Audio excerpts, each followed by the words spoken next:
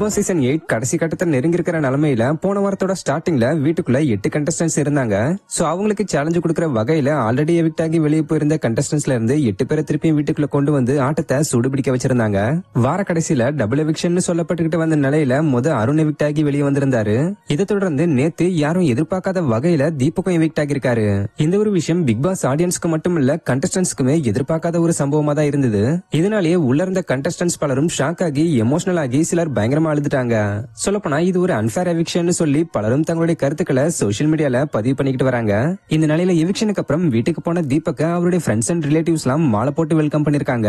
மேலும் தீபக்கும் பயங்கரமா டான்ஸ் ஆடி கேக் வெட்டி ஃபேமிலியோட செலிப்ரேட் பண்ணிருக்க வீடியோ இப்ப சோசியல் மீடியால வைரல் ஆகிட்டு வருது.